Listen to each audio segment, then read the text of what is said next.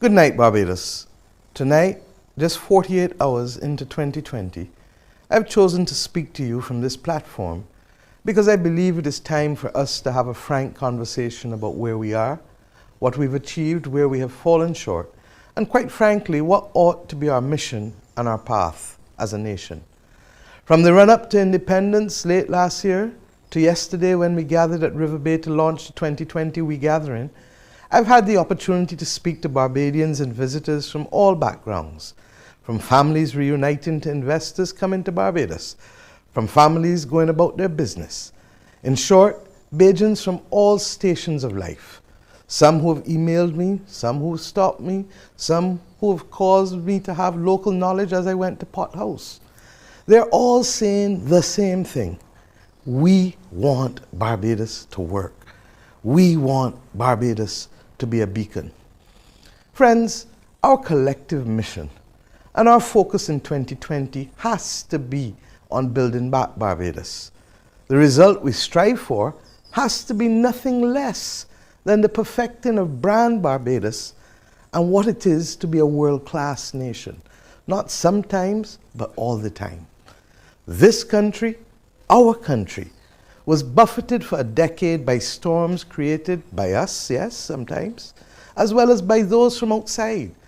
And as we step up the process of rebuilding this year, we are in no doubt that what we build back has to be better, far better, than that to which we have become accustomed. You know it, and I know it. And we hear it from those who come with great expectations, sometimes only to have them shattered. And we feel bad when it happens. So it is important for us to discuss what we mean when we say brand Barbados. What does the Barbados brand mean to you and to those who know us or who do business with us? What does it mean for us to be world class?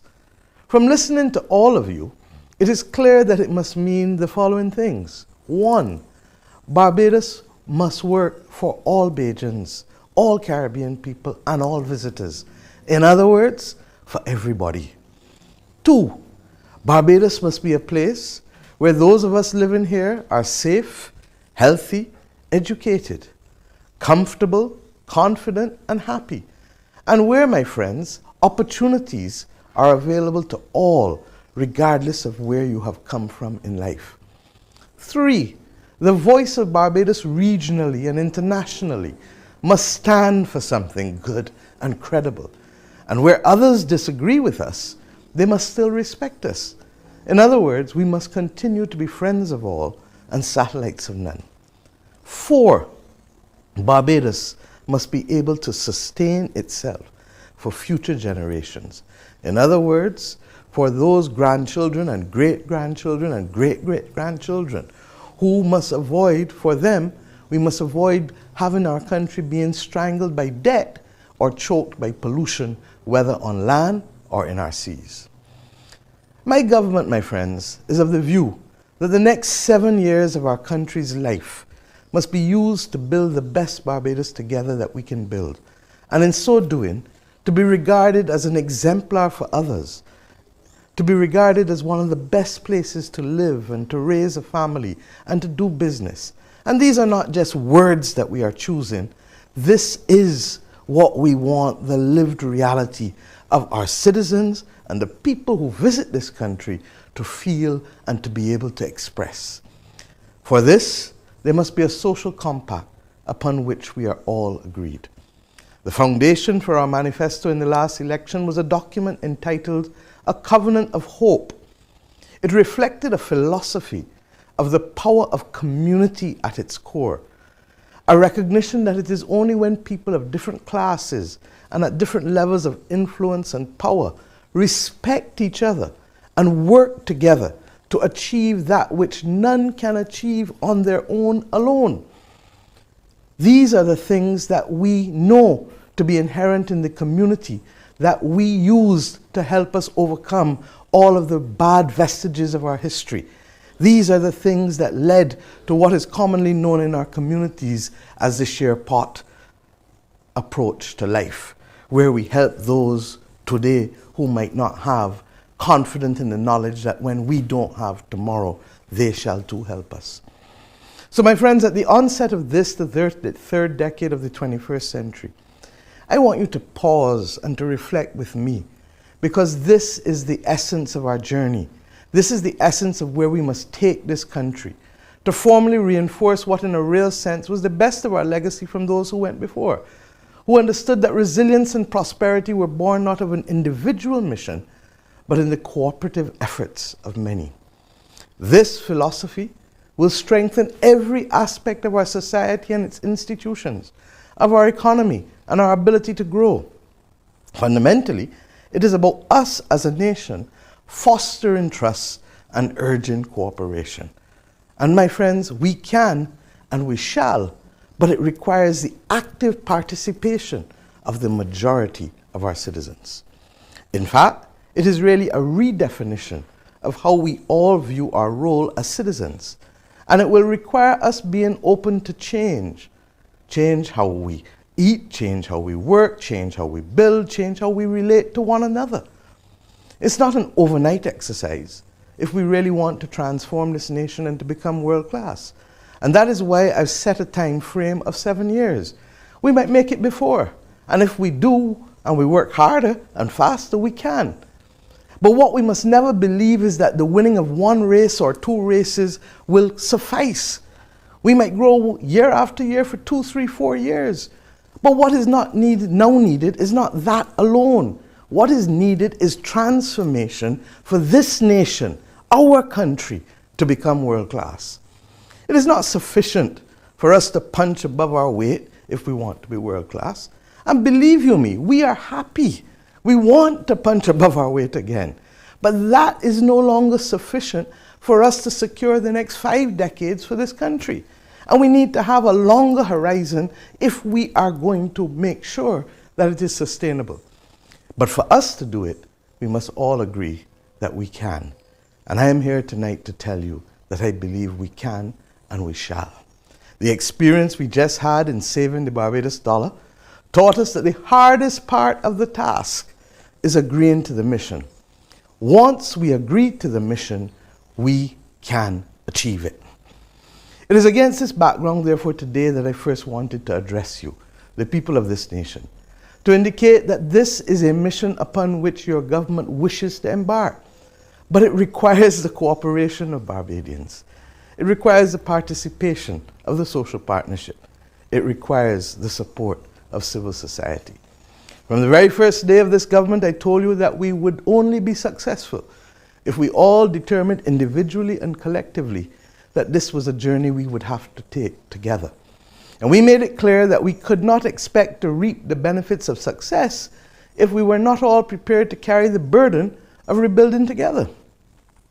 But I want to assure you, even as I appeal to you to go on this journey with us, that as we work to become world class, this government, your government, will also focus on the daily things that matter to each of us, because that is part and parcel of the world class equation anyhow. The things that make life easier or harder, the bread and butter issues of ordinary daily living. And I'll come to these shortly. I understand for real how Barbadians are feeling. I get it. And we have cared enough as a government to have started dealing with some of these vexatious issues, even while we were trying to stop the bleeding in the economy, even as we sought to restructure the domestic and the external debt, and to restructure our spending generally. But my friends, 10 years of neglect, no maintenance of key infrastructure and equipment, no new purchase of buses or trucks or equipment for the hospital, no appointments in departments like customs from the controller back down to the bottom of the department, rampant abuse and corruption. Let us be clear. These things have taken and sucked the breath out of this country, and dealing with them is not easy. If people recall, it is just about 19 months that we have been in office. And when persons ask me, how has it been? I tell them simply, it has been intense, because we are fighting battles on all fronts, from the infrastructure to the equipment to the question of our economic performance, to government's ability to pay its bills, to the social systems, to the antisocial behavior. But the difference is that I'm confident that once we ground ourselves with the right fundamentals, we can and we shall make it. So where are we now? For sure, we've stopped the bleeding. The issue of the domestic and foreign debt that threatened to strangle us all, gratefully, are now behind us. We are now on the journey of fostering growth and fueling transformation. And we are optimistic about it. We need to stay the course with our actions over a sustained period. And we will see growth, as I said, year after year after year. But that is not the definition of success for this government. Our definition of success has now to be, as a nation, the transformation of this country over the next 7 years. And this requires of us a few things. One, we must continue on the path that we've already started over the last 19 months of restructuring our government. I mentioned that just now, and many of the services we deliver to the people of this nation to make it easier for everyone to do business. And I'll address that shortly. We must facilitate investments, small and large, from Barbadians and from visitors. And we must invest further in the building of our sense of community and society, preserving the integrity of our social capital, which is critical to maintain our society, but equally acts as the best impetus, as we have seen, to increasing productivity and fueling growth in our economy. So where are we? Sanitation. Every day we've seen people show pictures of garbage on the newspapers. It hurts me just like it hurts you too. But this government has seen to it that we have already purchased and received 9 trucks from one supplier, 10 that came in recently, and there are another 10 that are about to come in the next 2 to 3 months. Those were all paid for. There are 2 definite separate suppliers. Both are in accordance with the procurement rules. The first went to full tender, and that required 9 months for the delivery of those 12 trucks that are now to come. And during the course of October, late October, the Sanitation Services Authority received a request that it could have supplied to them trucks from one of the best known manufacturers for compactor trucks that could come within a month. Under the procurement rules, the government is allowed to do emergency procurement in a crisis. Do I need to ask you whether we had a crisis in garbage collection in this country? I think not. I think the newspapers painted the picture for us every day. And the important thing is that we work with the workers of the Sanitation Service Authority in partnership. And this word partnership is going to come to define every aspect of beautification and sanitation in this country. We are already in partnership with the private waste haulers to help us with bulky waste. We've already recognized that even in the reduction of the amounts that we pay to SBRC, and we have reduced their amount from 24 million a year to 13 million a year, that we will work with them towards a joint venture with respect to renewable energy to help create another stream of income for the Sanitation Services Authority so that your taxes don't have to carry the SSA's work alone. Equally, we have determined that we will work with civil society to finally work towards the introduction of a comprehensive, educated program for recycling in Barbados. We can no longer believe that the SSA alone can do it. And I've asked the chairman to reach out to the Future Centre Trust and to other institutions to work in tandem with them to ensure that we can turn the corner and that this can be a thing of the past to get behind us. Buses. The last government did not buy a single bus. Not one. And there can be only so many times that you can seek to repair buses. After some time, with the best will in the world, the parts are no longer available. And with all the ingenuity and the craftsmanship that we have, you still will not be able to get that particular part to work.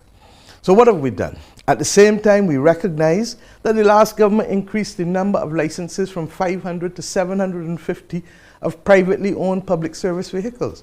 And through a more appropriate management of the delivery of those vehicles on certain routes, because they were inundated on one route and not available on other routes, we've tried to start to mitigate some of the situation. Secondly, the chairman and management and board of the Transport Board have been working with existing suppliers known to the country to make sure that we can fix the buses and that we can get more on the road. I'm happy that those numbers are on average just about 80 a day, as opposed to the 40s that they were at more than a year ago. Similarly, the government has already moved to be able to procure appropriately. I think it is about 34 electric buses and the appropriate charging stations that will go with those electric buses. And we started at that amount because we still have to manage our cash flow and our debt levels. For lest I forget to remind you, we are still in an IMF program, and therefore we cannot achieve everything overnight. But in the tradition that is best known to this country, we shall get there one step at a time. Similarly, water. Regrettably, water is an issue that is compounded not just by a breakdown of systems, by the expenditure in wrong areas by the last government in our view, and an underinvestment in infrastructure and maintenance, but it is also a result of the climate crisis. And the bottom line is that there is a groundwater crisis across most of the world as a result of the changes in climate. This government has already worked with Ionics to be able to ensure that water can be delivered down the west coast to Trents to be able to ease the pressure on reservoirs like Carlton, delivering water to other areas in the north. But we recognize and have said to the country already that that in and of itself is insufficient. And to that extent, we are literally making sure that we can take more of the water that we are already paying for from Groves and St. Philip to be able to move and to increase the pumping capacity at the pump station at Vineyard, to build a new reservoir at Stuart Hill, and to be able to ensure that there's additional water sent to Golden Ridge and Bowmanston and from Stuart Hill down the East Coast. These things take time.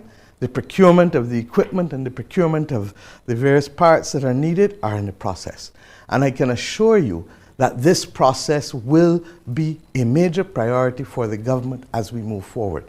Only last week, I signed a further loan agreement with the Latin American Development Bank that is intended to help us also deal with the replacement of mains and the extent to which we have so much non-revenue water. In other words, a fancy phrase for water leaking out the pipes.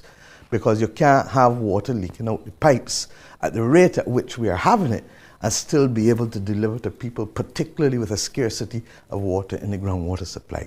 The reality also is that in reaching a deal with one of the main companies, we will also take possession of 2 temporary desal water facilities, one of which will go to Colleton in St. Lucie and the other to Joes River in St. Joseph, which will help buffet the government's attempt to deliver water in the north. And these are all without prejudice to our bringing back to the table the 2 main contractors that the last government awarded major full permanent desal plants to, for us to discuss with them in a more appropriate manner the amount of water we can take matched to the distribution capacity that we have, so that we're not paying for more water than we are receiving when those desal plants are finished.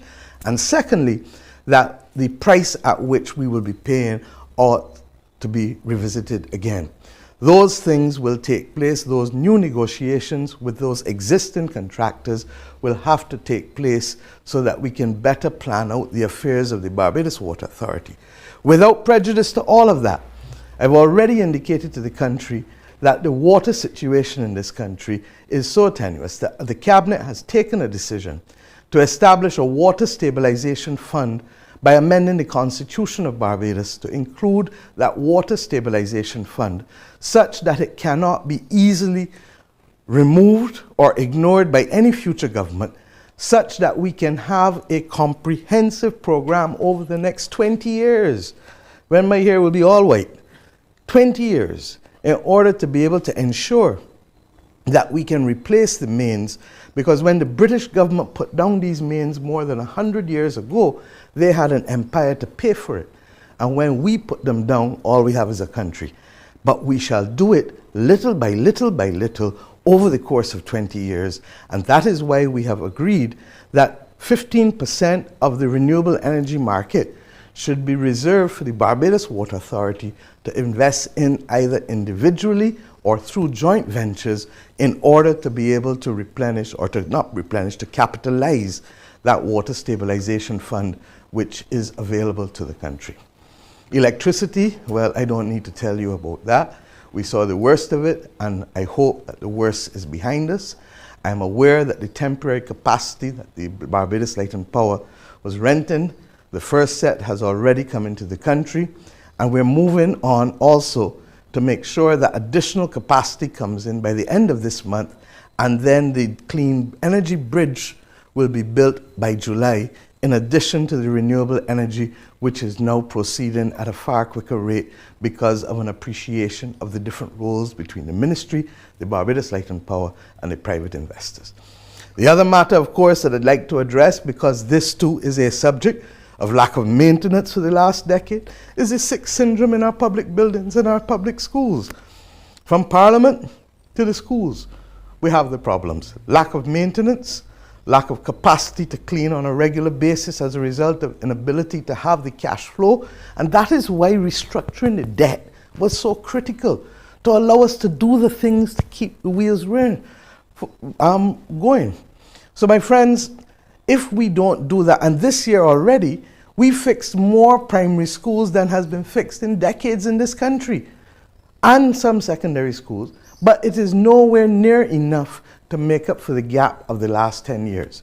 But we shall continue to the task, recognizing that as I start estimates next week, we have to determine how we split across all of the different genuine competing demands, the limited resources that we have in order to make up the ground that was lost in the last decade.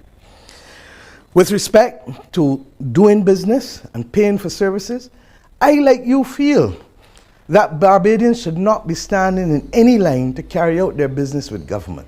And my voice has been incessant with respect to the different ministries. It is unacceptable.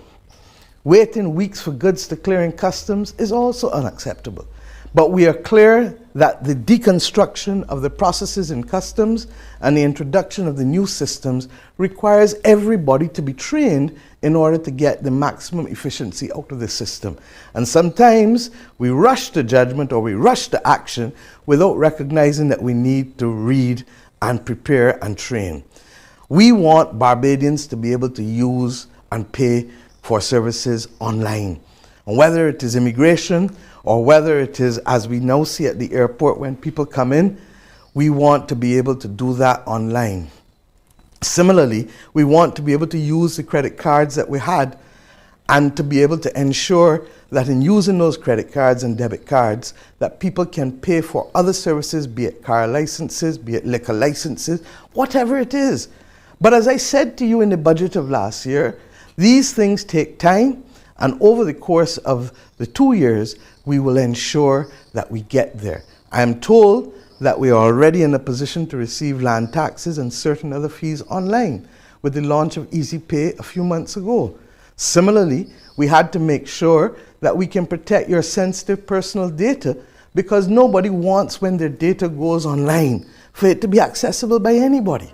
So with the best will in the world, my friends, we are rolling out these services, and we will ensure that instead of having to go to 2 or 3 different locations, that you can start to go to a one-stop shop, or you can have a digital permit and payment.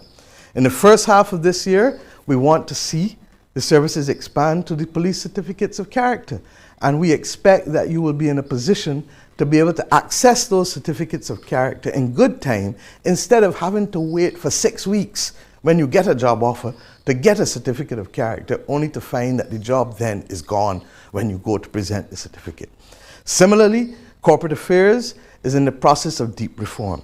And the government recognizes that the work we do in the international business sector is critical and depends on the extent to which we can make the work of corporate affairs seamless. And to that extent, we've asked, and I've asked both the Minister of International Business, as well as the Attorney General, as well as the Minister responsible for third societies, to deal with matters in a way that will allow us to bring comfort to persons, that they will not be struck off overnight, but at the same time to get them to realize that they must do their business in a different way because we are under different rules. And in fact, the goalposts are moving on us as we speak, with countries in Europe and elsewhere seeking to use blacklisting as a competitive tool to be able to gain advantages over our economy. I will not speak on this tonight, but be assured that we will address this very shortly, because it continues to be one of the worst examples of anti-competitive conduct that small states continue to face in this world. But let me go generally to other areas in the economy. We've gone from a level of debt of 176% 19 months ago of our national income down to now 114% at the end of 2019. It wasn't easy, and world records will define this as a very uncommon decline in debt to GDP ratios. Indeed, there's a meme going around showing who went up and who went down in the years, and it is instructive to look at it. In 2017, 64 cents of every dollar of taxes that the government raised was spent on repayments and interest on debt. 64 cents out of every dollar. After the restructuring, it has now fallen to 22 cents. Now you understand what I mean about having the space to be able to do the maintenance and to buy the equipment and to do the things that will make your day-to-day life easier as we seek to become world-class in all that we do. But we can't be fiscally fit by restructuring past debts alone. To be sustainable, government must also be run efficiently with leanness and discipline. We have engaged in a massive exercise to bring accounts up to date. And believe you me, in some instances, data was simply not there.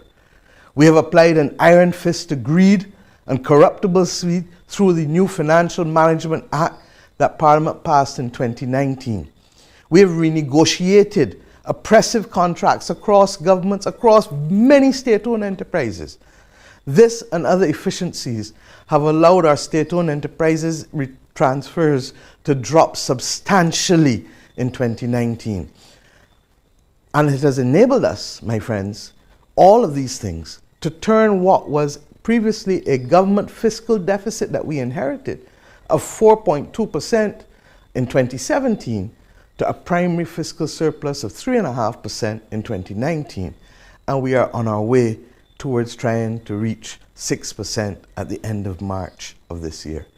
We have surpassed all of the fiscal targets, a fact that was recognized not just by the International Monetary Fund, but the rating agencies. But it wasn't easy, and it does require discipline and our ability to be able to plan what we're doing. Falling overall debt levels, fiscal surpluses, and low interest loans from the multilateral agencies, which we're now accessing from the from the CDB, from the Inter-American Development Bank.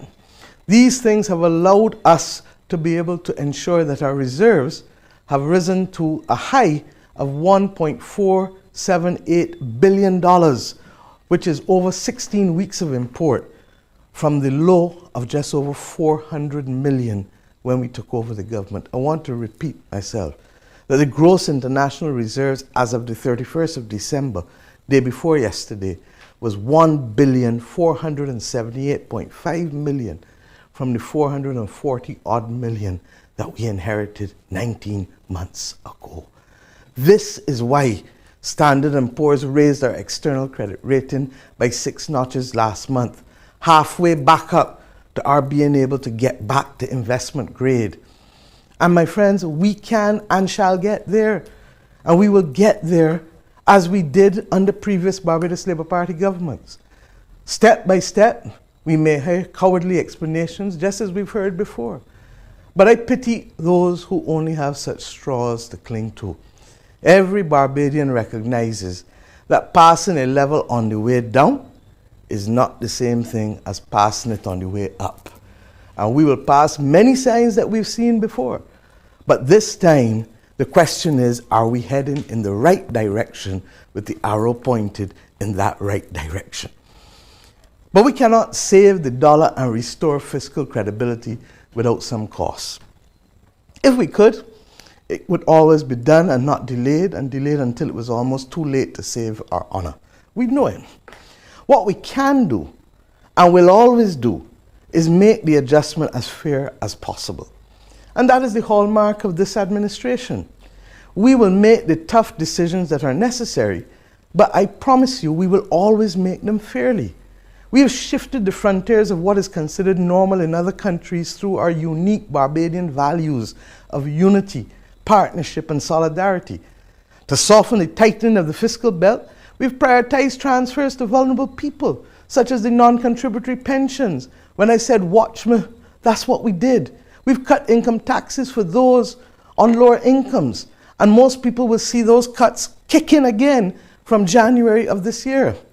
During the last year as well, we put $225 million of cash into people's pockets through paying arrears of income tax refunds, corporation taxes and VAT refunds, reverse tax credits.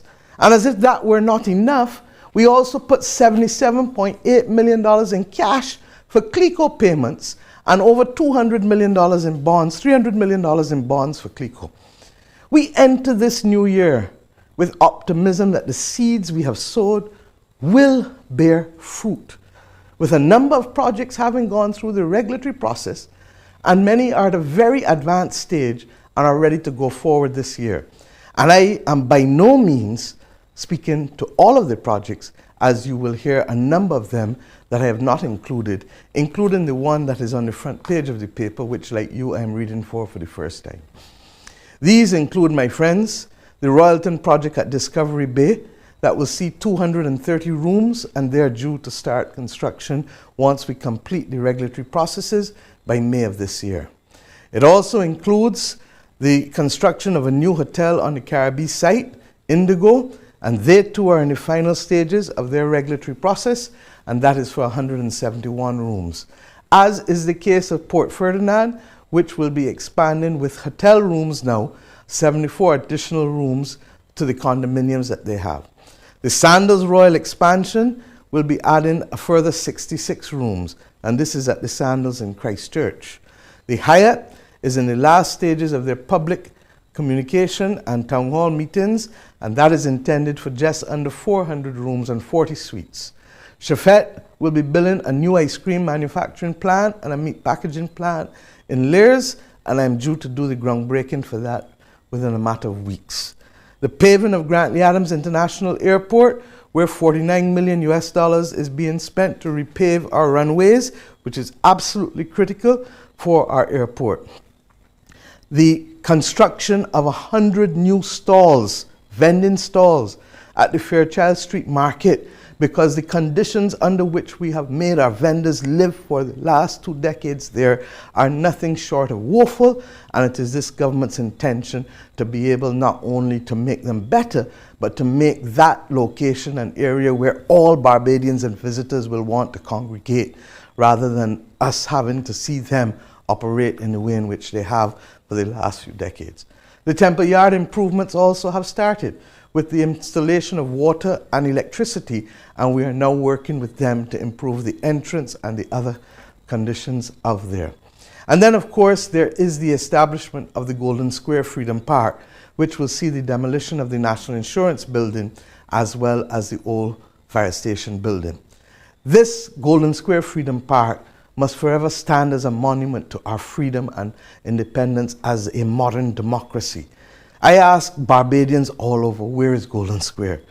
95% of them do not know. It is not a badge of honor.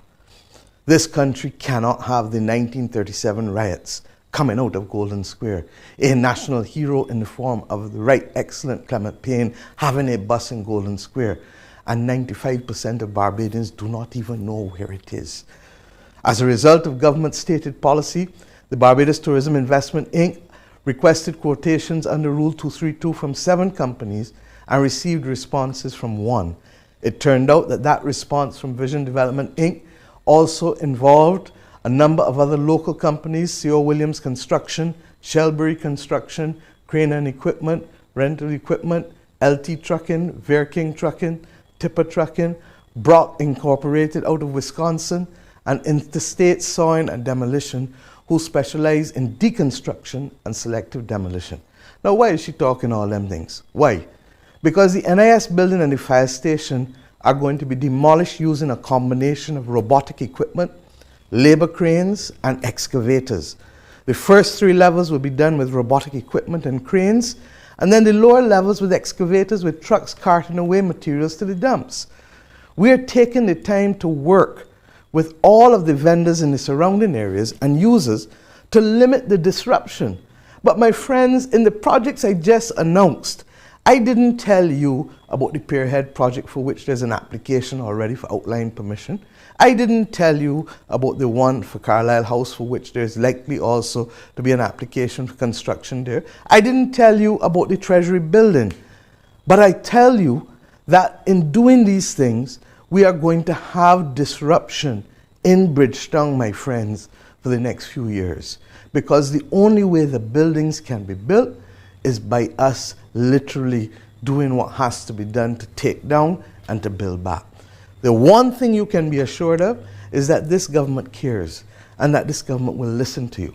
And this government has insisted that the BTII engage with persons who will be a liaison to work with the vendors, to work with persons, to make sure that even during the periods of dislocation or discomfort, we can mitigate the losses. But we can't move forward without inconvenience. It is like trying to make an omelette without breaking an egg. Virtually impossible. So, despite all of this though, we have embarked on a program to speak to the country and to let you know at every stage.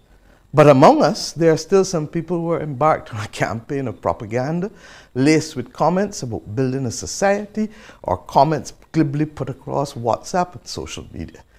I understand that there are some who from opposition have to use their voices to remain relevant, even if the facts do not support their contention, or even if they are hasty in their judgments. I get it. But we must never seek to do so by creating a false separation in the premises and to lull Barbadians into a belief that you can separate literally an economy from a society. It's like trying to tell me, my friends, that the body can survive by only having a heart that pumps blood, but not depending on the other organs of the body. And if the economy is the heart that is pumping the blood, can you survive without the organs, like the kidney, like the lungs, those other organs that are necessary for life? Similarly, a nation depends on both economy and society. And I must confess that I actually take it as a compliment that on matters pertaining to the economy, the government has been performing far above what was expected. Hence, people are no longer taking that on.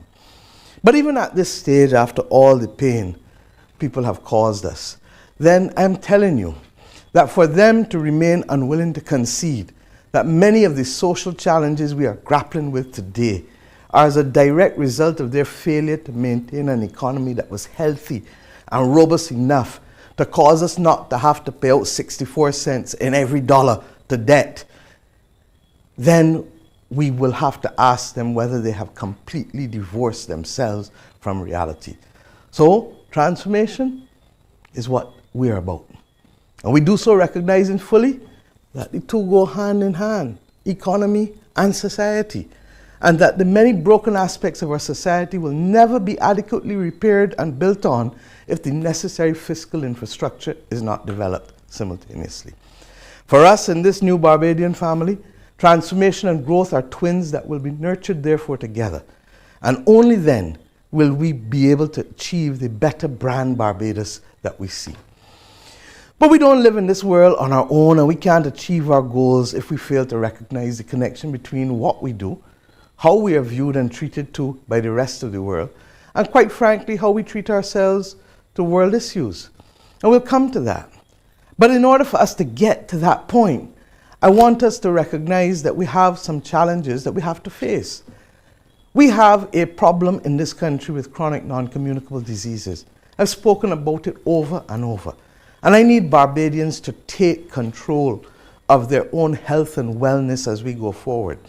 But even as I ask you to do that, we've asked the Queen Elizabeth Hospital to establish a massive community outreach program by the engagement of community nurses, at least 30 community nurses, who will be given responsibility, each of them, for a large number of individual patients that they will visit in their homes and communities to make sure that they're managing their processes well. Similarly, part and parcel of that outreach exercise has to be to put personal trainers in communities to get particularly our elderly and our indigent moving, because without exercise, we're not going to win the battle. Similarly, we are looking at being able to allow access to food, fresh fruit and vegetables at a cheaper price, particularly for those suffering from chronic NCDs, diabetes in particular. Similarly, we have asked in education that we recognize that the time has come for a major reform of how we do business. You have heard us speak over and over about the fact that the government is now committed to the removal of the common entrance exam, which seeks to relegate people to stations of life or to opportunities or no opportunities depending on where they go after the common entrance. 10 or 11 years old is too young to ask a child to determine what their life should look like for the rest of their life. And I'm glad that the Minister of Education is fully recovered and ready now in 2020 to lead that discussion with the Barbadian people, because in so doing, we will have to determine whether we literally expand primary education, we create middle schools, and we also create schools of excellence such that every single secondary school that will take children, if we do the middle schools from third form on, is a school of excellence. And we do this conscious that as she deals with formal education, the country must also deal with non-formal education, hence the National Training Initiative that we have launched in conjunction with the Social Partnership, so that we can get Barbadians to understand that every Bajan must know what excellence looks like, what excellence feels like, what excellence tastes like. And whether it is a car washer or a permanent secretary, whether it is a waiter or a minister, whether it is a nurse, whether it is a lawyer, from whatever station, a bank teller, that we must all know what constitutes excellence, train to it, and then monitor the habit of excellence over the next 7 years, because that is how we shall become world class. And as to the other underlying issues that are causing us difficulty within the social area of social capital, we will work towards making sure that we can provide affordable housing for Barbadians through the National Housing Corporation, but also through the private sector. And why have we been able to stop and move at this pace now? The government put out a tender for new designs of housing, recognizing that the houses we were building, regrettably, my friends, many of them will not withstand Category 2 or 3 hurricanes in this country, because we got accustomed to building a style of house without reference to the fact that we still are vulnerable to hurricanes, even if not regularly. That process with the tenders opening will allow us now to be able to settle on new designs, particularly for low-income housing. Those who can afford it will hire the architects and the engineers. I'm talking about those at the very bottom of our society, for whom, therefore, affordable, accessible housing is critical. And now that we have these designs, when the analysis is completed, we can then start to embark on the aggressive housing program that I've promised for our people. Similarly, we have 650 families that have been identified by the Ministry of People Empowerment and Elderly Affairs as the most vulnerable families in this country.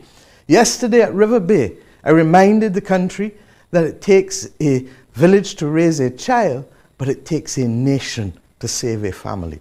It is against this background that today, the 2nd of January, I appeal to Barbadians who have in them the spirit of charity and the spirit to be able to want to give back, knowing that this country has been good to many of us. These 650 families will be the focus of this government's program within the respect of building of social capital. But we recognize that government alone will not be sufficient to help stabilize them, and that we need other people who will give not just money, but time and guidance and nurture them to be able to move persons from the bowels of poverty and vulnerability to one where they can give back to this country ultimately. I will ask the Ministry of People Empowerment to run the ads on the Government Information Service for those Barbadian families that want to volunteer to help government in the effort of being able to raise these 650 families from vulnerability to independence to interdependence. This is our nation. These are our families. But as I speak about this behavior, I also want to remind us, my friends, I'm old enough to tell you now that behavior doesn't fall out of the sky. If we don't nip behavior in the bud, it blossoms. And we have to begin to understand that how we have done business, particularly in the last decade or two, is not appropriate for us to do it going forward. We need to start talking with each other and not talking to each other. When we see children doing something wrong, we need to talk with them and their families, not just simply talk about them. When people see somebody walking with them with a gun that is not licensed, they need to understand that they're putting themselves in ignorance and nonsense. And we need to make sure that we can tell people who are hiding guns in our houses, not about here. It's not fair. Because then we wonder why people are then holding their belly when people are charged and go to court. And if we don't do something about it from early, we're not going to be able to change it. I said at the beginning of this term that there are only two things that give me anxiety. One is a hurricane, and the other is automatic weapons. There is nothing courageous about having guns. There is nothing that gives you a badge of honor about having a gun. We recognize that young people are attracted to things that appear to be glitzy. And for those who are playing Fortnite and these other video games who have become desensitized to killing, we recognize that this is an issue. And that is why we must have the conversations with our children and our young people. That is why I'm going from school to school. I'm not asking anybody to do that which I'm not prepared to do. And we must also get to the point where, and I've told the Attorney General this, that whistleblower legislation must not only be about financial crime and corruption. We have to be prepared to confront the warning signs within our communities, within our families, that may cause those who we have raised to become either victims of crime or residents of Dodds. It is up to us to make the difference. We will also have to start to say that the early warning signs are the things that we have to nip in the bud. And you can expect to hear from our community leaders, our sports personalities, our school children, our members of parliament, people among our society with the ability to influence, to start to spread the message that there's a time and a place for everything. You will hear us talk about how we ought to behave as hosts, how we should treat people. I see some memes going about with people cursing people who come into the establishment or onto a bus. It is not appropriate. People cursing people on the beach. It is not appropriate. People behaving at funerals in a way that I suspect that they hear about libations and wanting to be respectful, but not knowing about it sufficiently, do it in a crass and vulgar way that would cause people to want to literally attack them. No, I don't want to attack them. I want to talk with them, because I know that deep down when we talk with each other, that we can make the point. There is a time and a place for everything. And what we do in a dance hall, we can't do at a funeral. How we dress to go to a dance, we can't dress to go to a funeral. How we do things in the workplace is different from how we can do it on the playing field. There is a time and a place for everything. How we speak to our friends is not how we speak to our grandmother or parents or other elders. And we need to get back and remind each other about these values that are critical to building the nation we desire, by always being true to the recognition that there is a time and place for everything. So my friends, I felt the need to speak to the people of this country tonight. I really did. I've been carrying a lot of this in my bosom, recognizing that the heaviest load in the transformation of our fiscal environment, the crafting of a new way of delivering services in Barbados, has to be carried by government. But believe you me, no set of new laws and no adoption of international charters or conventions will make us treat each other any differently.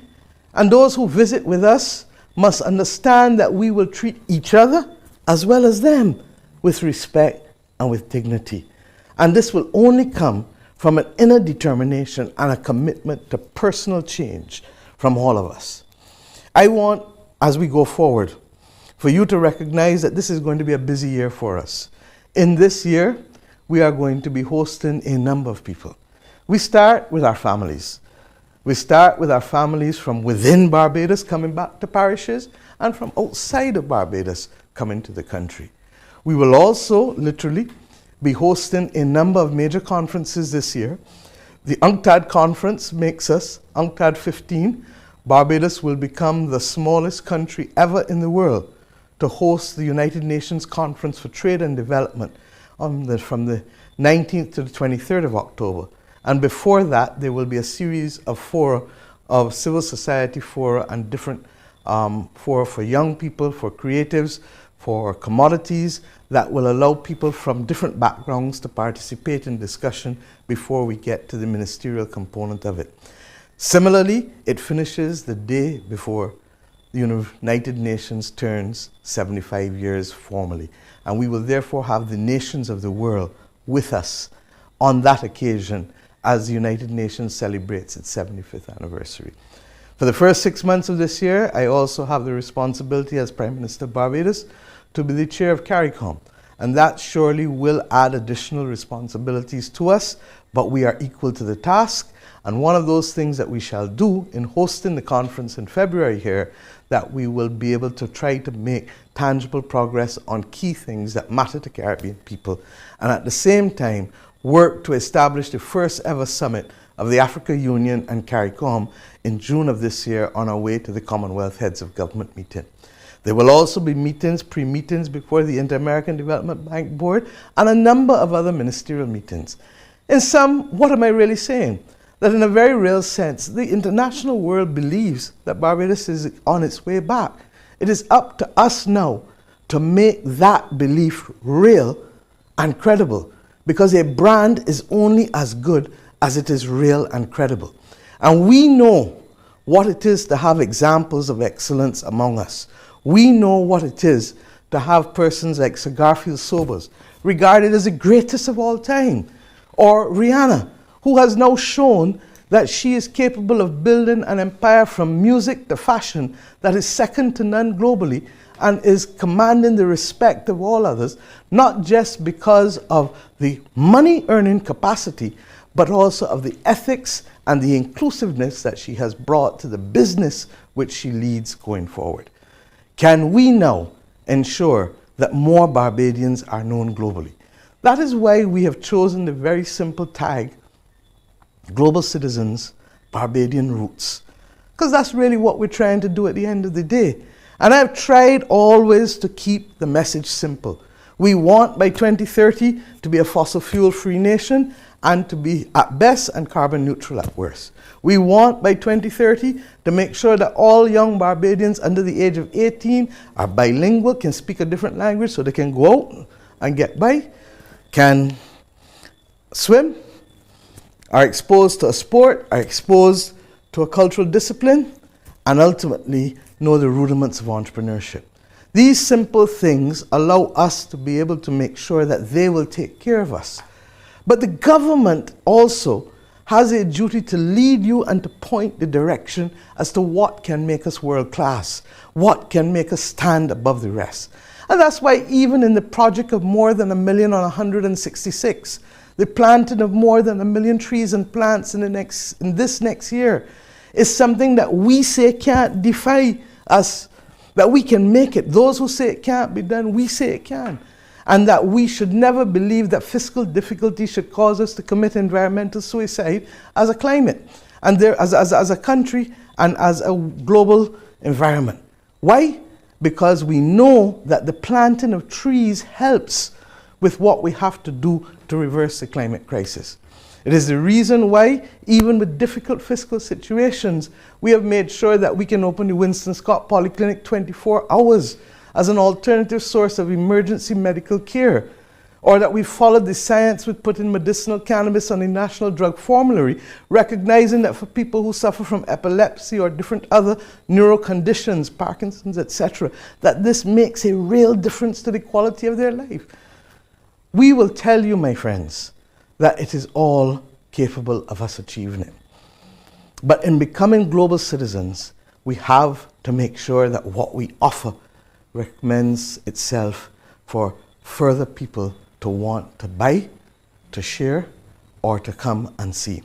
And that means that it matters not simply what the Barbados Tourism Marketing Inc. advertises, but it matters how we treat those who visit here. It matters not simply what Invest Barbados says is the experience of investing in Barbados, but what is the actual day-to-day reality of what people will experience. I know that if we do this together, I'm telling you that we can and we shall become world-class by 2027. But it requires our commitment, and it requires understanding the difference between mediocrity and excellence, between cigar-filled sobers and those who also tried, Rihanna and those who also tried. We have great examples. And I ask you, the people of this nation, to join me on this journey, to join our government on this journey, to ensure that Barbados will not simply just be known for punching above its weight, but the Barbados we know, the Barbados we love, the Barbados we are building together, brand Barbados, will be the best Barbados we can do. And if we are prepared to roll up our sleeves and do the heavy lifting together, I know we can make it. We might make it before 2027, but I'm being fair. 2027 must be that moment in time when we say we tackled not just the economic or the social, but the total picture. And we are saying to our children, we are laying a platform for you that will allow you to live in the best Barbados possible, and that will say to the rest of the world that this Barbados is truly world-class and truly can be trusted for delivering what it promises to deliver. Let's do it together. Thank you.